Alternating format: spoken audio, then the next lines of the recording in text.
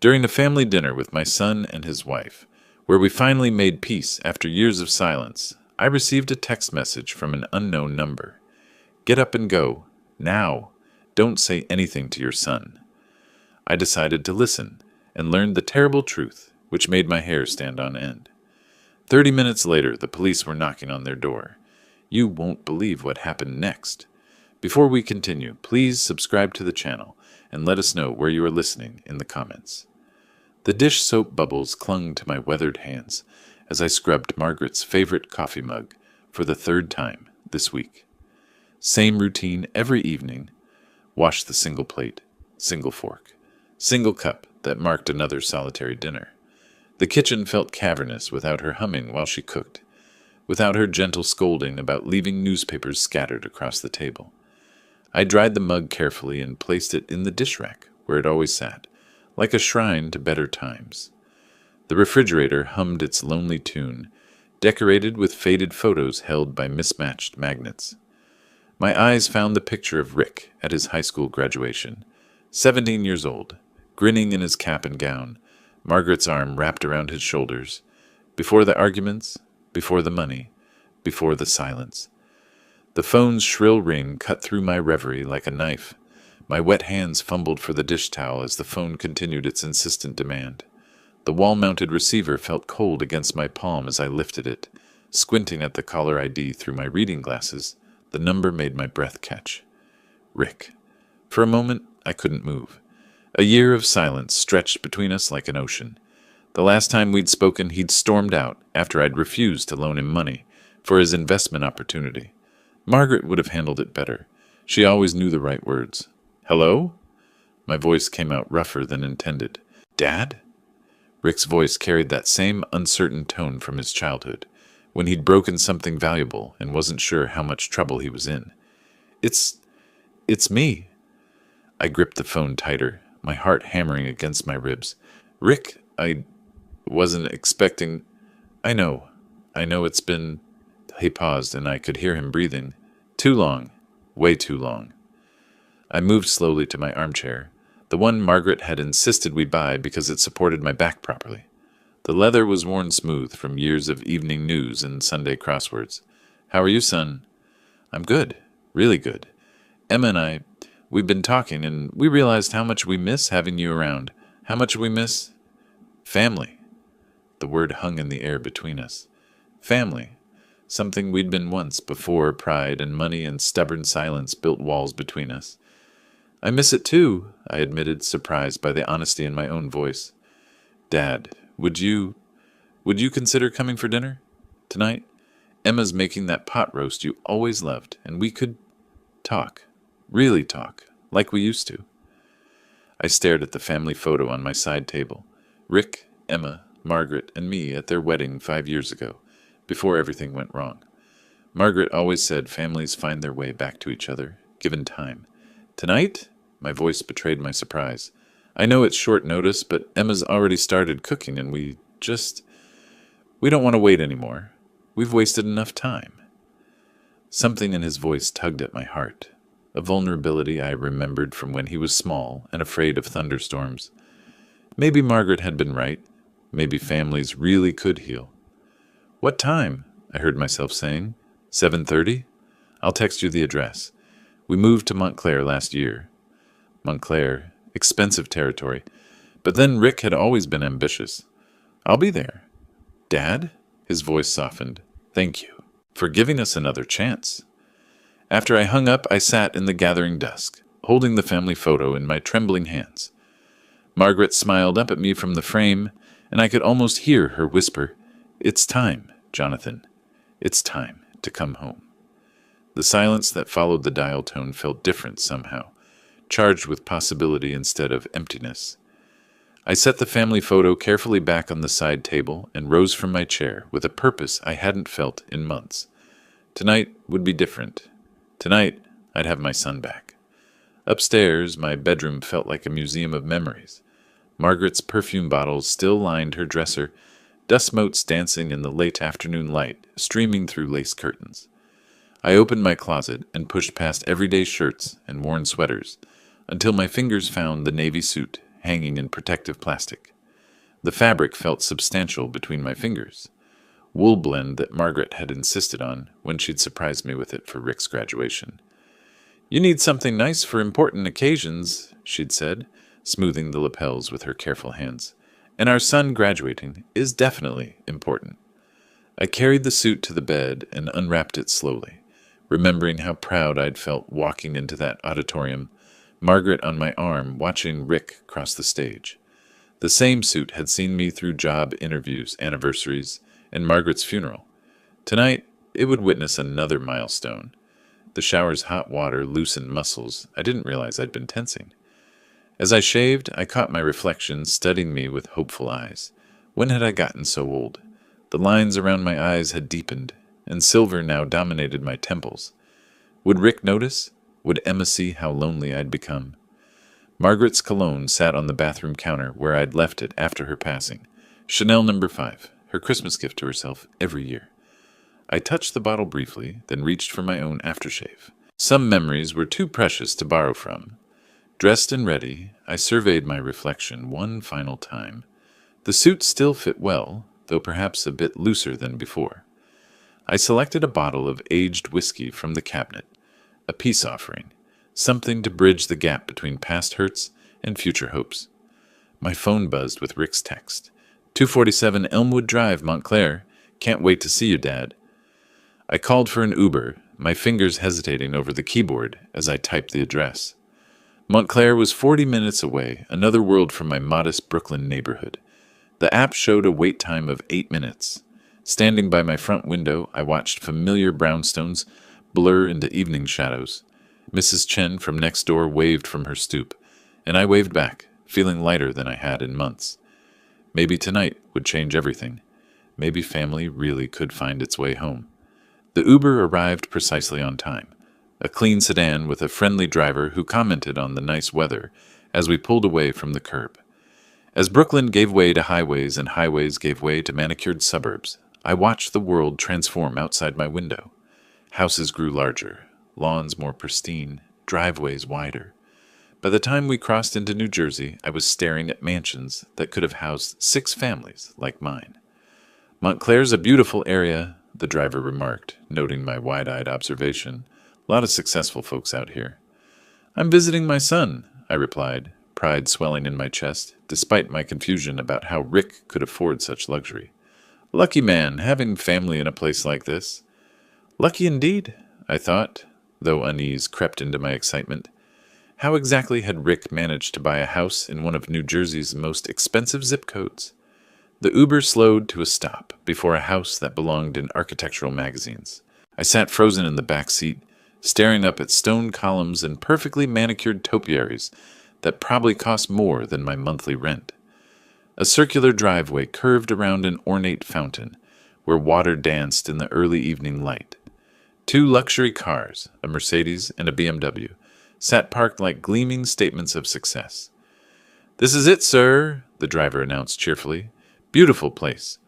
I fumbled with my wallet, hands trembling slightly as I counted out bills and added a generous tip. "Thank you. Have a good evening." The car door felt heavier than it should have as I stepped onto pristine pavement. My shoes, polished but obviously worn, clicked against stone as I walked the curved path toward an entrance that could have belonged to a small hotel. Perfectly trimmed hedges lined the walkway, and motion sensor lights illuminated my approach with theatrical precision. Before I could even reach for the brass doorbell, the massive oak door swung open. A middle-aged Hispanic woman with kind eyes and graying hair stood in the doorway, wearing a crisp black dress that screamed, "Professional housekeeper." Her smile seemed genuine, but something flickered behind her eyes. Concern? Warning? The expression vanished so quickly I wondered if I'd imagined it. "Mr. Miller," she said warmly, stepping aside to usher me into a foyer that made my entire living room look like a closet. "I'm Maria. Mr. Rick and Miss Emma are so excited you're here." The interior took my breath away. Marble floors stretched toward a curved staircase that belonged in movies about rich people. Crystal chandeliers cast warm light over oil paintings that looked original and expensive. Fresh flowers, real ones, not the artificial arrangements I favored, filled the air with subtle perfume. "Dad!" Rick's voice boomed from somewhere deeper in the house, footsteps echoing as he approached. He appeared in the foyer, looking like a magazine model. Expensive suit, perfect haircut, teeth that definitely hadn't been that white at his graduation. When he reached me, his embrace felt desperate, lasting a beat too long. "You look great," he said, stepping back to study me with eyes that seemed both grateful and anxious. "Really great." Emma materialized beside him like a graceful apparition in a silk dress that probably cost more than my car.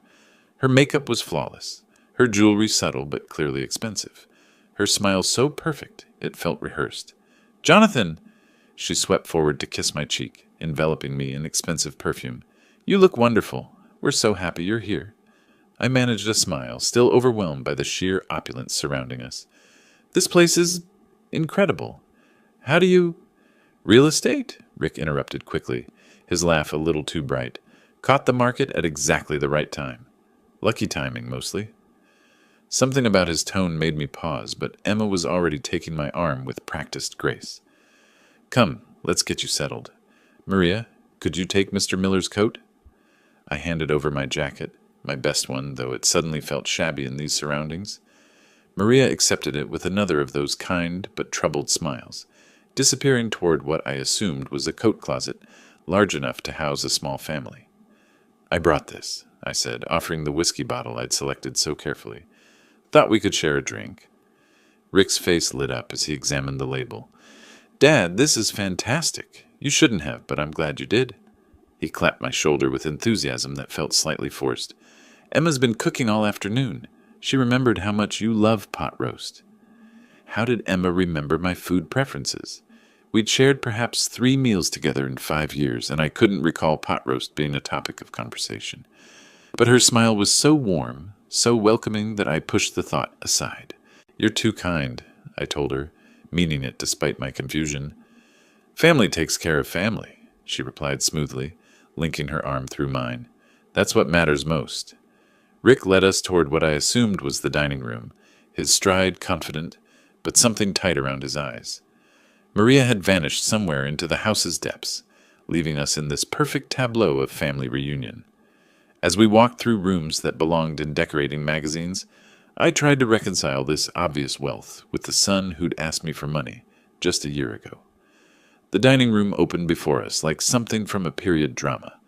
Mahogany table set for 4 with china that caught the light from an overhead chandelier.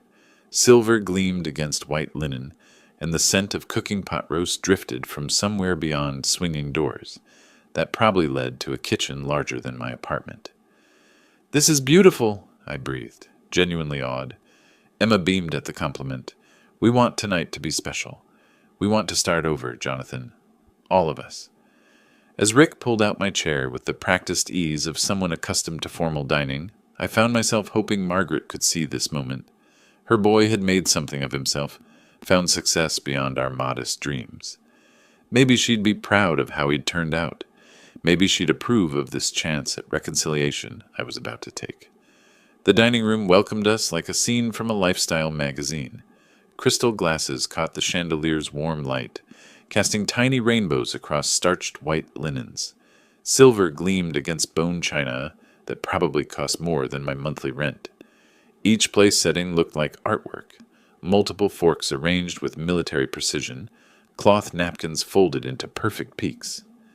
"This is incredible," I breathed, running my fingers along the mahogany table's polished edge. Rick beamed as he pulled out my chair at the head of the table. "Only the best for family reunions, right, Dad?" Emma settled gracefully to my left, while Rick claimed the seat to my right. The arrangement felt deliberate, both of them positioned where they could watch my every reaction, guide every conversation. Maria appeared silently from what I assumed was the kitchen, carrying delicate appetizers arranged like tiny sculptures. "Let's start with your whiskey," Rick announced, already opening the bottle I'd brought. The amber liquid caught the light as he poured generous portions into heavy crystal tumblers. "This calls for a proper toast." He handed me a glass filled higher than I would have poured for myself. The whiskey's warmth spread through my chest as Emma raised her wine glass with theatrical grace. "To family," she said, her smile radiant. "To forgiveness and fresh starts. To Margaret, Rick added, his voice catching slightly. She would have wanted us together like this. The whiskey burned sweetly as we drank. Margaret always said alcohol loosened tongues and hearts in equal measure. Tonight, surrounded by such obvious prosperity, I found myself wondering what she'd think of this opulent display. Tell us about the restaurants. Emma leaned forward with genuine seeming interest. Rick says you built an empire from nothing. Empire's too grand a word. I took another sip, feeling unusually relaxed. Just hard work and faith in people. Margaret always said treat employees like family, customers like friends. Don't be modest, Dad. Rick refilled my glass before I noticed it had emptied. 7 locations now. That's impressive by any standard. 7. He'd been keeping track even during our silence. Something warm expanded in my chest. Maybe he'd cared more than I'd realized. Maria served the soup course with practiced efficiency, though I noticed her hands trembling slightly as she placed the bowl before me. Rich lobster bisque and delicate porcelain, another reminder of how far we'd traveled from my modest Brooklyn kitchen. Do you ever think about retirement? Emma asked casually, cutting her bread with surgical precision, slowing down a bit. The restaurants keep me busy. It's what Margaret and I built together. I found myself drinking more freely than usual, the combination of good company and fine alcohol loosening inhibitions I'd maintained for months. Every location has her fingerprints on it. Rick and Emma exchanged a glance I pretended not to notice. They seemed to communicate without words, like couples do after years together. Emma's hand found mine briefly, her fingers cool against my skin. But you can't work forever, Rick pressed gently. Have you thought about succession planning? Legal arrangements for the future? The question felt oddly specific, but the alcohol made everything seem harmless. One day at a time, son. One day at a time. Maria appeared with the main course, pot roast that smelled exactly like Margaret's recipe. How had Emma known? We'd shared so few meals together over the years. This is perfect, I told her truthfully. Exactly like my wife used to make. Emma's smile looked painted on. I wanted tonight to be special, to remind you that family takes care of family. As we ate, Rick regaled me with stories about his real estate ventures, though his explanations remained frustratingly vague. Emma asked pointed questions about restaurant operations, profit margins, property values. Their curiosity felt intense, almost professional. The room grew warmer as evening progressed. My head felt lighter than it should have after just 2 glasses of whiskey. Rich food, good company, and the relief of reconciliation, I told myself. Nothing more than that. Rick checked his watch when he thought I wasn't looking. Emma monitored my consumption like a bartender tracking a regular customer. Maria moved between kitchen and dining room with nervous efficiency, dropping a fork that clattered against marble floors. Something nagged at the edge of my consciousness, but the whiskey made thinking difficult. Everything felt slightly surreal, like watching myself from outside my body. When had I become such a lightweight? Dad, let me show you pictures of our newest restaurant location, I said, reaching into my jacket pocket for my phone. The Queen's opening last month. Margaret would have been so proud of how the community welcomed us. My phone vibrated against my palm just as I started to pull it out. The vibration startled me mid-sentence. Sorry, I mumbled, glancing apologetically at Rick and Emma. Probably just the night manager with some routine question. But the number on my screen belonged to no one I recognized. A local area code, but completely foreign digits. I frowned, thumb hovering over the notification. Restaurant emergencies came from familiar numbers. Miguel from the Park Slope location, Sarah from the Crown Heights spot, Tony from our newest Queens venture. The phone buzzed again, more insistently this time. Everything all right? Rick asked, leaning forward with what seemed like excessive concern. Just unfamiliar number. I shielded the screen partially with my napkin, driven by an instinct I couldn't explain. The text message appeared in stark capital letters. Stand up and leave. Now. Say nothing to your son. My blood turned cold. The elegant dining room suddenly felt like it was tilting, though I couldn't tell if that was shock or the whiskey making my head swim. I read the message again, certain I'd misunderstood. Same words, same urgent command. Dad? Emma's voice seemed to come from far away. You look pale. Are you feeling all right? I forced my features into what I hoped resembled normalcy, slipping the phone back into my pocket with hands that trembled more than they should. Fine, just rich food hitting me harder than expected. But I wasn't fine. Someone unknown had my private number, knew where I was, felt compelled to warn me about what? About Rick?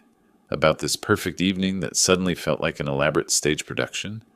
The whiskey glass in my hand caught the chandelier light, amber liquid swirling as my fingers shook imperceptibly. When had I become this dizzy?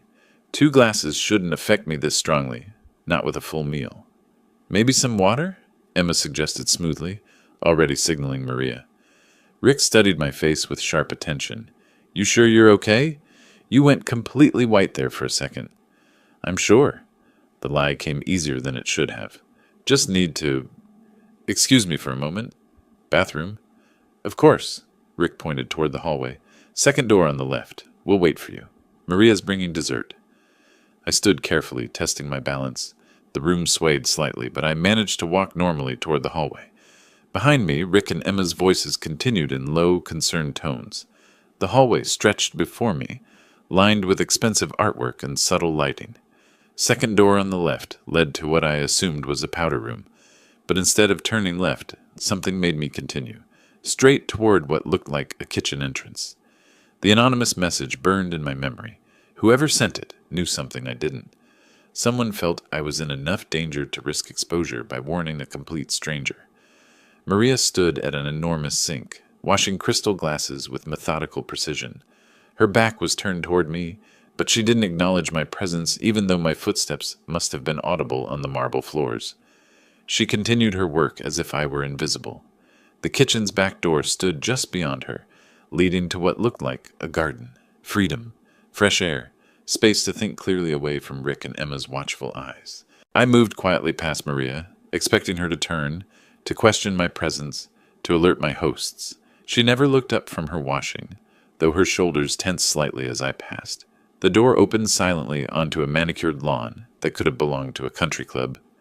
Motion sensors illuminated my path across perfectly trimmed grass toward a gate in the property's back fence. My phone felt heavy in my pocket, carrying its mysterious warning like a ticking bomb. Street lamps beyond the fence promised anonymity, distance from whatever danger had prompted that urgent message. I walked faster, my dress shoes slipping slightly on dewy grass, not caring about stains or appearances anymore. The gate opened onto a quiet residential street, lined with mansions that probably housed millionaires and their secrets. I pulled out my phone with trembling fingers, opened my ride-sharing app, and requested pickup 1 block away from Rick's address. 5 minutes until arrival. 5 minutes to decide whether I was being paranoid or protecting myself from something real. The phone in my hand felt like evidence of conspiracy or paranoia. I couldn't tell which, but that message, those urgent capital letters, had triggered every survival instinct Margaret's practical wisdom had ever taught me.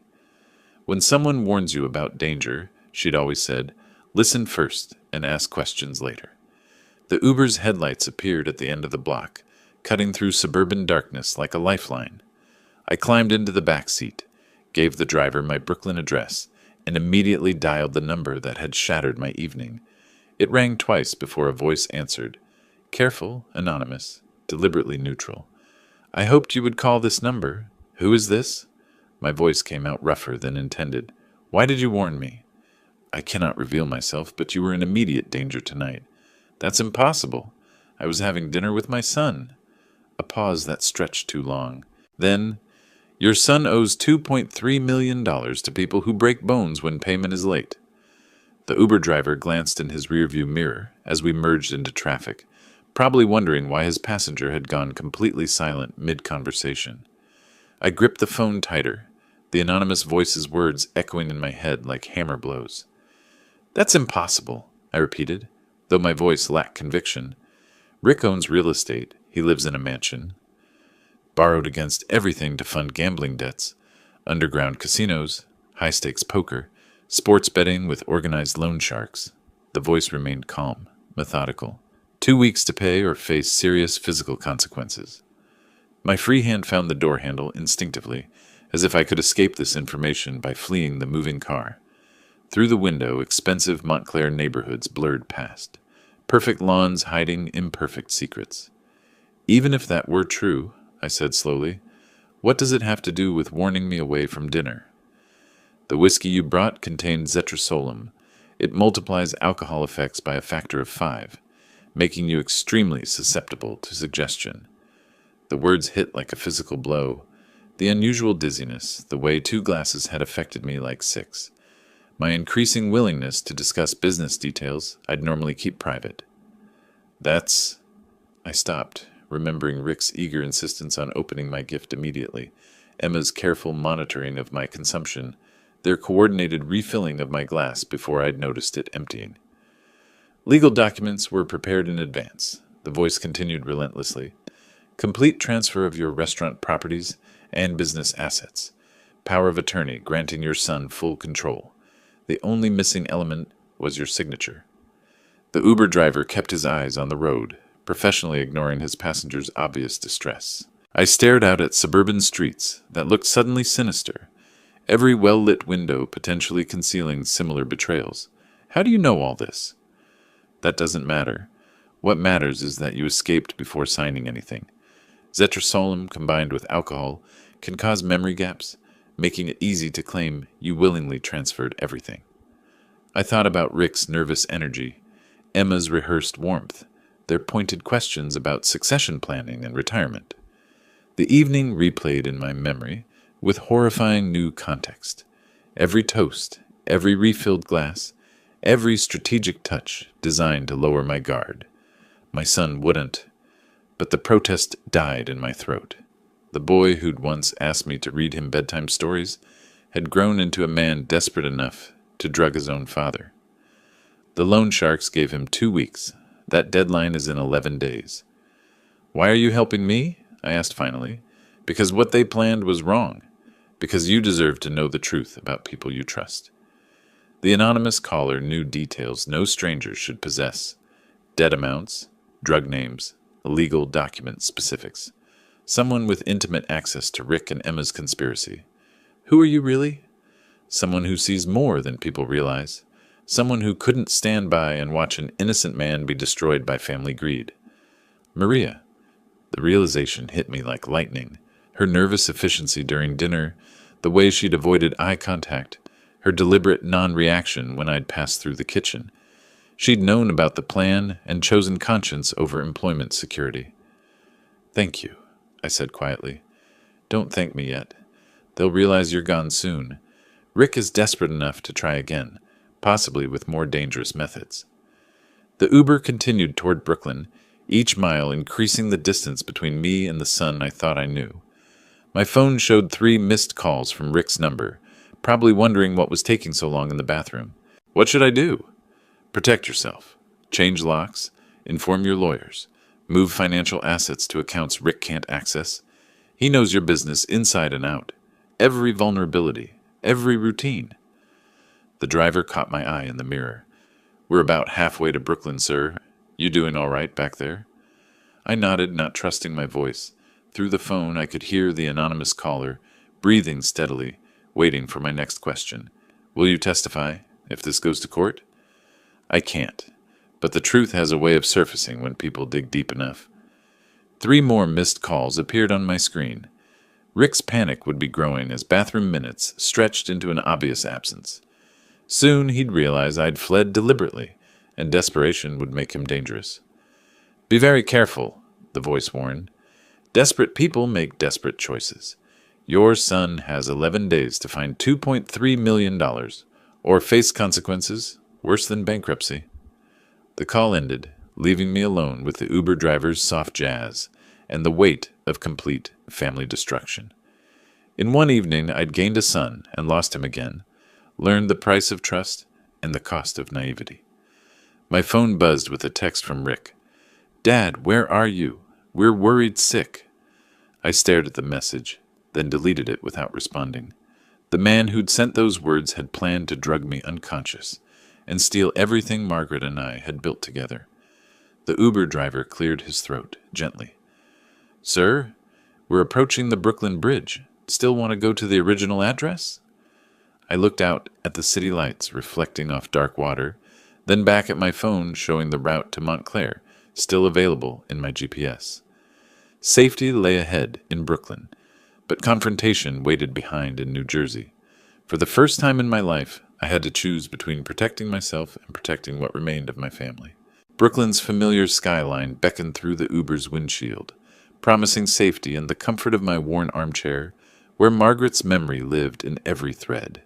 But safety felt like cowardice now, knowing what Rick was capable of doing to others when desperation struck again. I pulled Margaret's wedding photo from my wallet, edges soft from years of handling, her smile as radiant as the day we'd promised to build something meaningful together. She'd never backed down from difficult conversations, never chose comfort over doing what was right. She wouldn't run, I whispered to her image. The driver caught my eye in the rearview mirror. Everything all right back there, sir? Actually, no. I straightened in my seat, decision crystallizing like steel in my chest. I need to make a phone call, then we're changing destination. My fingers shook as I dialed 911. 2 rings, then a professional voice. Emergency services. What's your emergency? My family is attempting to poison me for money. The words sounded surreal, spoken aloud, like lines from a television drama. I have evidence, and they're still at the location with prepared legal documents. Sir, are you in immediate danger? Not right now. But I need officers at 247 Elmwood Drive, Montclair, New Jersey. I'm returning there to gather evidence. The dispatcher's questions came rapid fire. Nature of poisoning, number of suspects, weapons present. I answered methodically, my business training taking over. Clear facts, specific details, actionable information. Officers are en route. Estimated arrival 20 minutes. Sir, I strongly advise you not to return to that location until... I understand the risk. Margaret's photo stared up at me, her eyes holding that expression she wore when I needed to be braver than I felt. But if I don't go back, they'll destroy evidence and try this again with someone else. After disconnecting, I leaned forward toward the driver. Change of plans. We're going back to Montclair. Sir, you seem really upset. Maybe you should think about... This isn't a rash decision. I met his eyes in the mirror. Sometimes you have to choose between being safe and doing what's right. The return journey felt different from our earlier drive. Streetlights illuminated determination instead of confusion, purpose instead of hurt. Each mile brought me closer to confronting the son I'd raised, the family I'd trusted, the future I'd have to rebuild from scratch. Margaret's voice seemed to whisper from the photograph. Family means telling the truth, even when it hurts. 20 minutes later, we turned onto Hill Street. Police cars approached from the opposite direction, lights off but unmistakably official. My heart hammered against my ribs as I realized this was really happening. I was about to destroy my family to save myself and possibly others. Wait around the corner, I told the driver. This might take a while. Walking up the curved driveway felt like approaching an execution.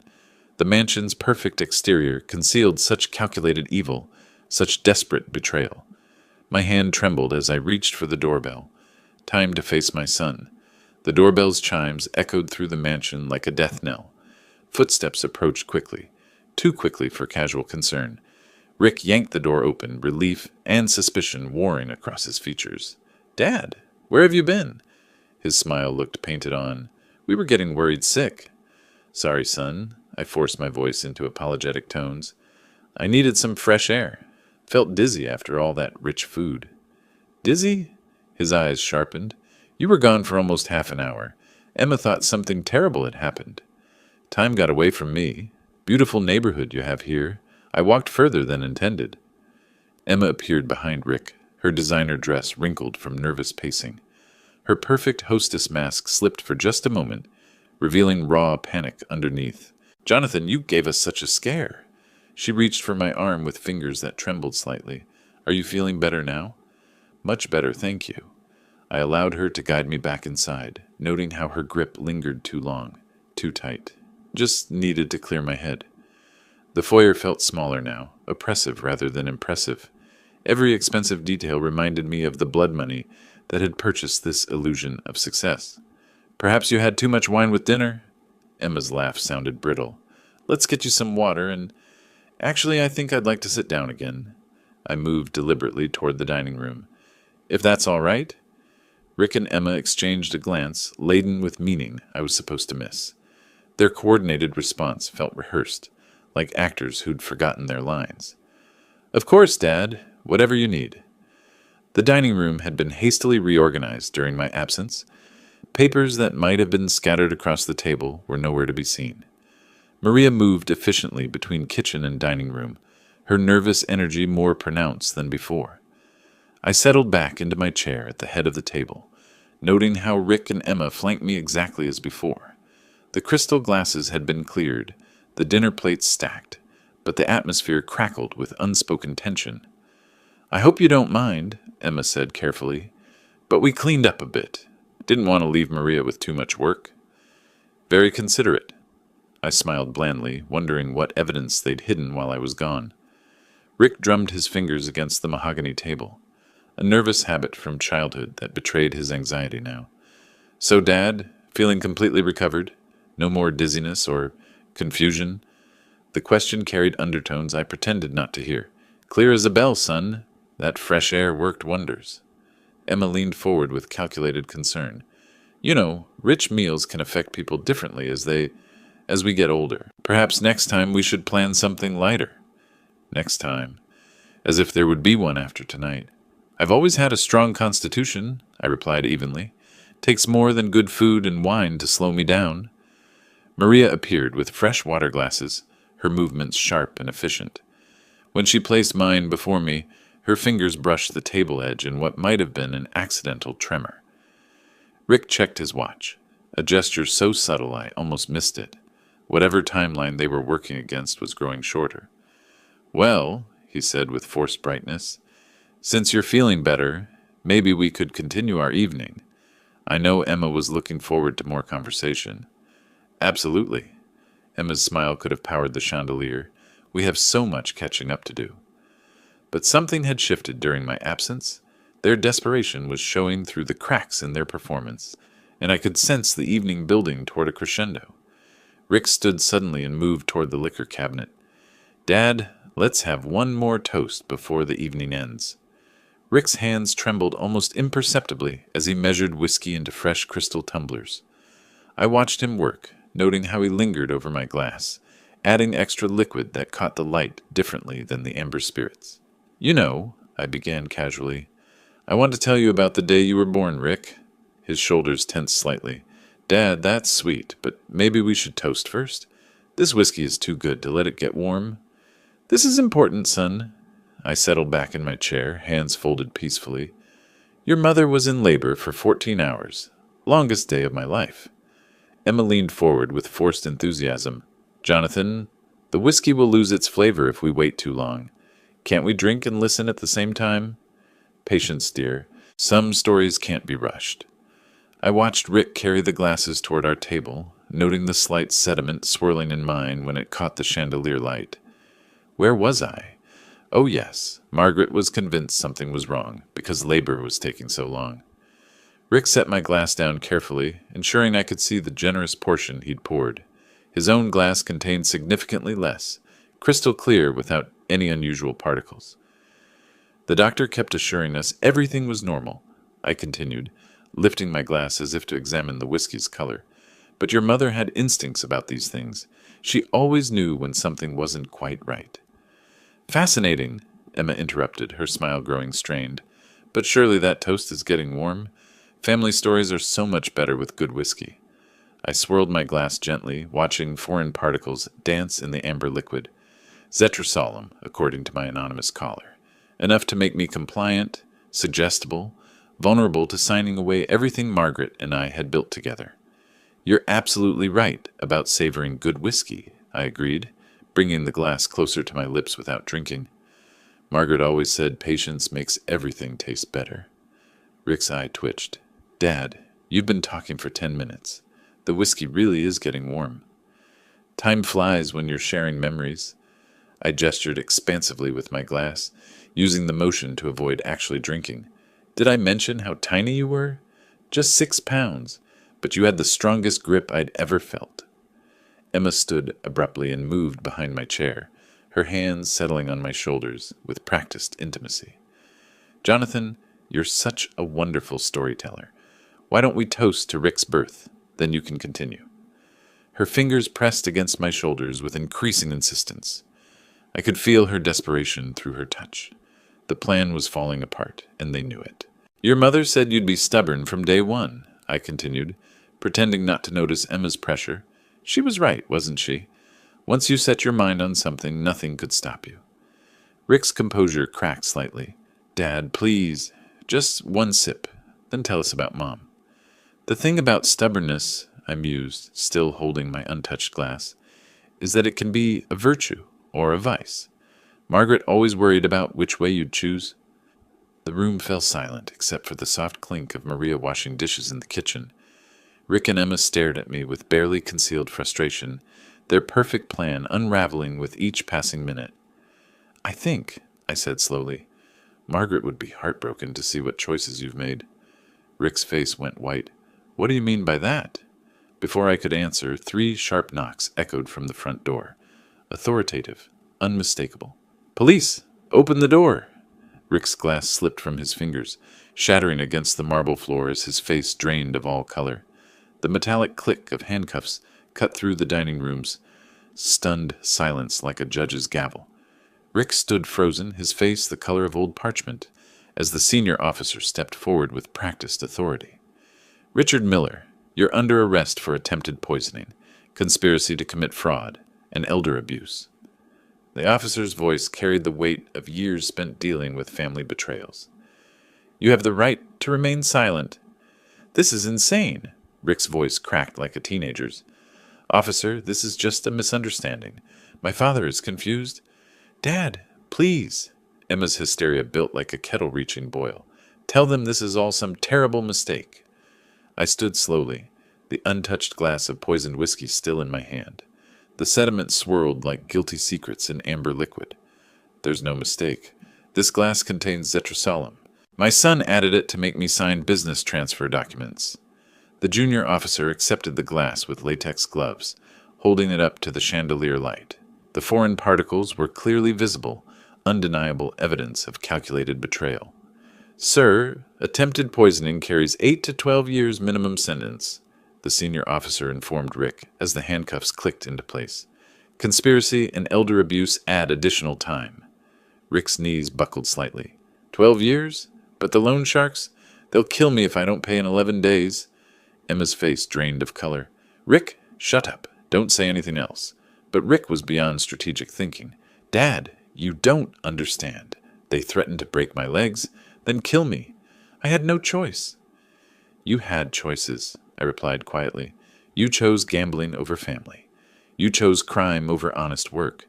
You chose to poison your own father rather than face consequences.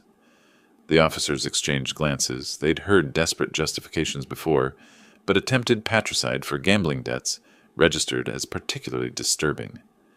Emma Miller, the junior officer announced, you're also under arrest as a co-conspirator. No! Emma's perfectly manicured fingernails clawed at the table edge. I didn't plan anything. Rick forced me to help. I'm a victim too. The senior officer's expression suggested he'd heard that defense many times. Ma'am, evidence shows you researched the victim's preferences and participated in the drugging plan. As they led Rick and Emma toward the front door, Rick turned back with eyes that held one last desperate manipulation attempt. Dad, how could you do this to your own family? Mom would be heartbroken. Your mother valued honesty above comfort, I answered firmly. She would never forgive what you tried to do tonight. Maria appeared from the kitchen, her professional mask finally slipping to reveal satisfaction mixed with sadness. She'd witnessed justice served, but understood the human cost. The mansion fell silent except for the distant sound of car doors slamming and engines starting. Blue and red lights painted the expensive walls in colors of consequence as the police vehicles disappeared into the night. Standing alone in the dining room where my family had tried to destroy me, I felt Margaret's presence like a warm hand on my shoulder. She would have made the same choice. The expensive crystal lay shattered on marble floors, the poisoned whiskey spreading like spilled blood. evidence of how close I'd come to losing everything I'd worked to build. My phone buzzed with a text from the senior officer. Station processing will take 2-3 hours. We'll need your formal statement. Time to complete what I'd started. Time to ensure justice was properly served. The Montclair police station buzzed with late evening activity, drunk driving arrests, domestic disturbances, and now my family's conspiracy case. Rick and Emma sat in separate holding cells, their designer clothes looking absurd against institutional gray walls. Through reinforced glass, I watched Rick pace his cell like a caged animal. Every few minutes, he'd glance toward where I sat giving my statement, his expression cycling between fury and desperate pleading. Mr. Miller, Detective Harrison set down his coffee with deliberate precision. Walk me through the Zetrasolum again. How did you know what to look for? Anonymous tip, I replied honestly. Someone called warning me about the plan. They knew specific details about the drug and its effects. Any idea who this person might be?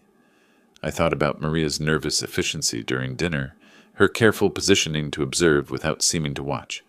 No idea. But whoever it was saved my life. Emma's sobs echoed from the women's holding area.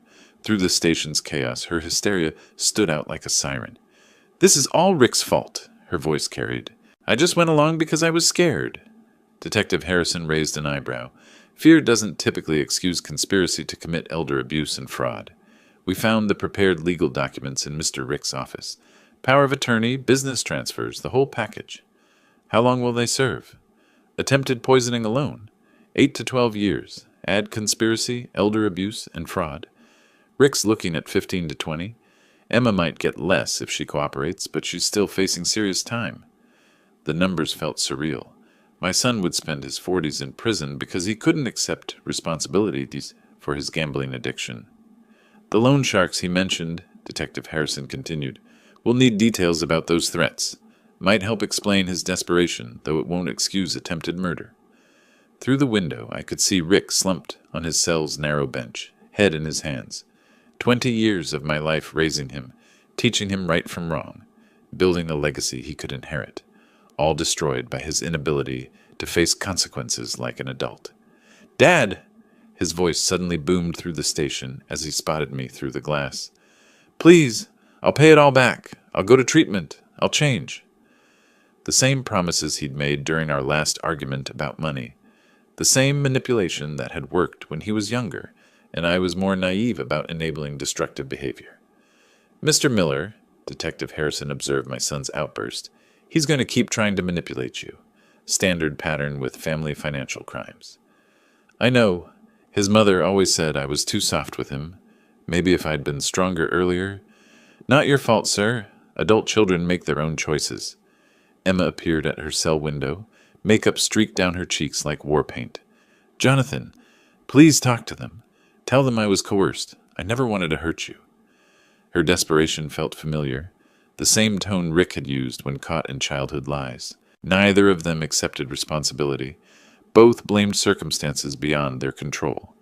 Detective, I need to ask you something important. I leaned forward, decision crystallizing. The anonymous person who warned me? They risked everything to save a stranger.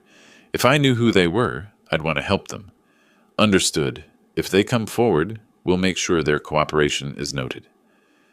The station's fluorescent lights hummed overhead, casting harsh shadows that revealed truth without flattery.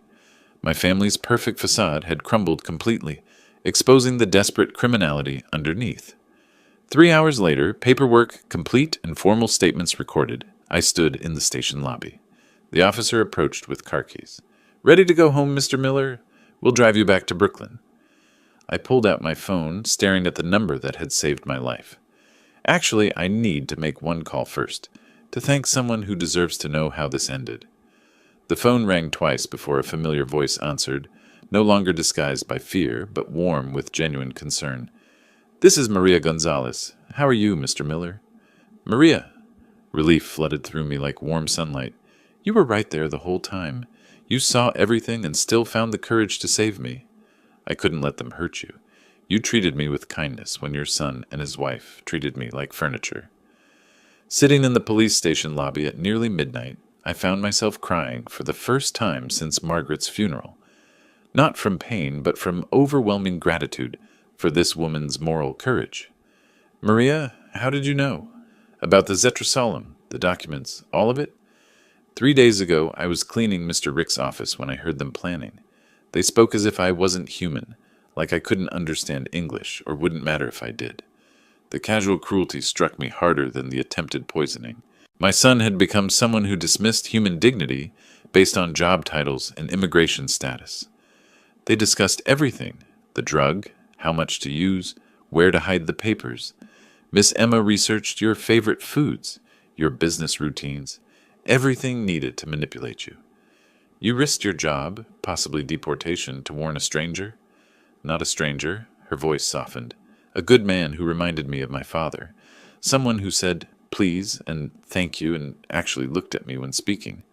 The police officer gestured that my ride was ready, but this conversation mattered more than convenience. Maria, I need to ask you something important. Do you have another job lined up? No, sir. After tonight, I doubt I'll get references from the Millers. I own 7 restaurants in Brooklyn. I need a manager for my newest location. Someone I can trust completely. Someone with your moral character and judgment.